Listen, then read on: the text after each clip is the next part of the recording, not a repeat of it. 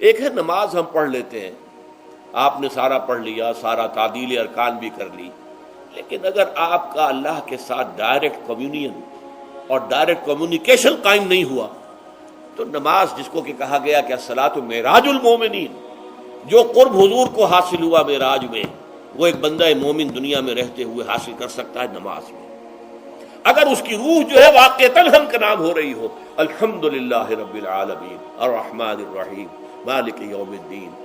اہدنا الصراط المستقیم ایاک نعبد و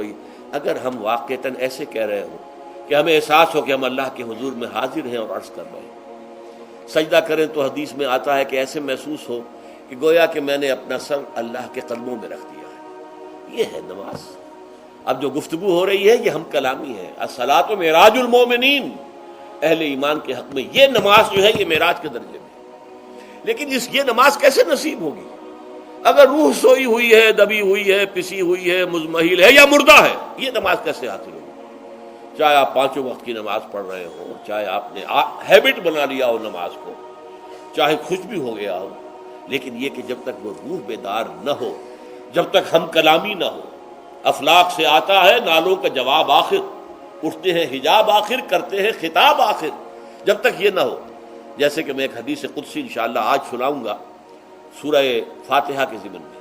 کہ اللہ تعالیٰ کے سامنے جب کھڑا ہو کر انسان جب کہتا انی وجہت وجہی للذی فطر السماوات والارض حنیفا، دائیں بائیں سے بالکل اپنا تعلق کاٹ کر میں نے اپنا رخ کر لیا ہے اس اللہ کی طرف جس نے آسمانوں اور زمین کو پیدا کیا۔ اب یہ توجہ وجہت، اگر یہ تو ہے چہرہ تو ہم نے کر دیا خانہ کعبہ کی طرف، اندر سے ہماری روح متوجہ نہیں ہوئی، وہ سوئی پڑی، اسے پتہ ہی کچھ نہیں کہ کیا ہو رہا ہے، تو اس صورت میں وہ کیا ہے؟ ظاہری بات تو پوری ہو گئی، نماز کا ثواب ہو جائے گا، فرض کی ادائیگی کا ثواب مل جائے گا،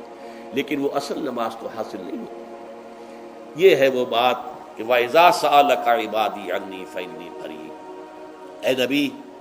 جب میرے بندوں کی روحیں بیدار ہو جائیں، توانا ہو جائیں، حیات تازہ سے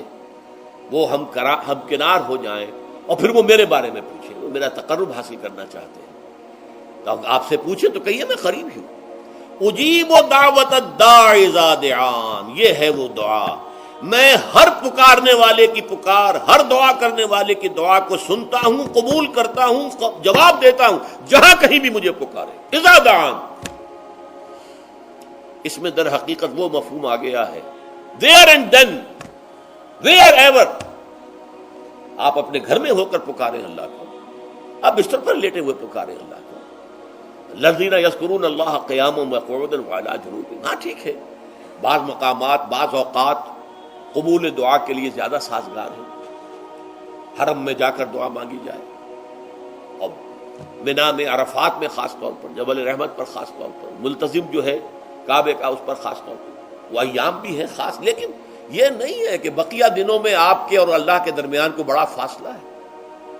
یہ سارا دنیا میں مشرکانہ نظاموں نے تصور پیدا کیا، اللہ تو دور ہے، دور ہے، دور ہے، دور ہے، پاک ہے، پاک ہے، پاک، تم ناپاک ہو، ناپاک ہو، ناپاک ہو، اور تم تو بڑی پستی میں پڑے ہو، تم اللہ سے براہ راست ہم کلام نہیں ہو سکتے۔ کوئی درمیانی چاہیے، کوئی لنکس چاہیے، کوئی پجاری ہوگا، کوئی پروہت ہوگا، کوئی پنڈت ہوگا، کوئی پیر ہوگا، کوئی پادری ہوگا، کوئی پوپ ہوگا، اس کے ذریعے سے تم اللہ سے ہم کلام ہو، خود نہیں۔ اور جب ذریعے بیچ میں آ گئے تو ان کی مٹھی گرم کرو، ان کی چاپلوسی کرو، ان کو بھی جو ہے چادریں چڑھاؤ، ان کو نذرانے پیش کرو۔ یہ ہے بدترین ایکسپلائٹیشن جو مذہب کے ذریعے سے نوع انسانی کی ہوئی ہے۔ یہ دو ایکسپلائٹیشن دنیا میں ہوئی ہے تاریخ انسانی میں، ایک بادشاہوں کی طرف سے، خراج دو ہمیں،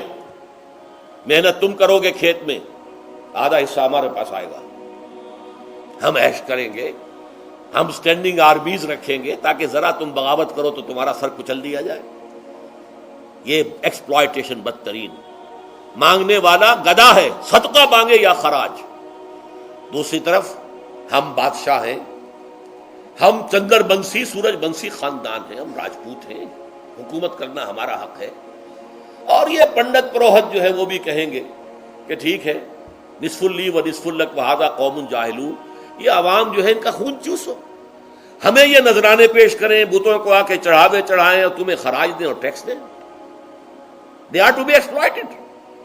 ایکسپلائٹ ہو رہا۔ اسلام نے آ کر دونوں کا خاتمہ کیا، کوئی ملوکیت نہیں۔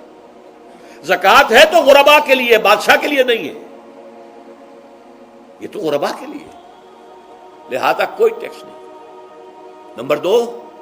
اللہ سے ہم کلام ہونے کے لیے کسی دربان، کسی جو ہے پہرے دار کی مٹھی گرم کرنے کی ضرورت نہیں، جب چاہو ہم کلام ہو جاؤ۔ دل کے آئینے میں ہے تصویر یار، جب ذرا گردن جھکائی دیکھ لی۔ یہ تو تم ہماری طرف متوجہ نہیں ہوتے، ہم تو ہر وقت کہتے ہیں، ہر شب کو آخری لمحات جو ہیں، آخری جو گھنٹے ہیں رات کے، سمائے دنیا تک ہم نزول فرما لیتے ہیں تمہارے لیے، اور پکارنے والا پکارتا ہے، حل بالمستغفر فاغفر له، ہے کوئی استغفار کرنے والا کہ میں اسے بخش دوں؟ حل من سائل فاعطیہ، ہے کوئی مانگنے والا کہ میں اسے عطا کروں؟ تم ہی سوئے رہتے ہو، الٹا غفیر رہتے ہو، تمہیں ہماری طرف توجہ نہیں ہے۔ اگر ہماری طرف متوجہ ہو جاؤ تو جیسے کہ اقبال نے کہا کہ میرے لیے یہ دربان جو ہے، پیران کلیسا کو کلیسا سے اٹھا دو، کیوں خالق و مخلوق میں حائل رہے پردے،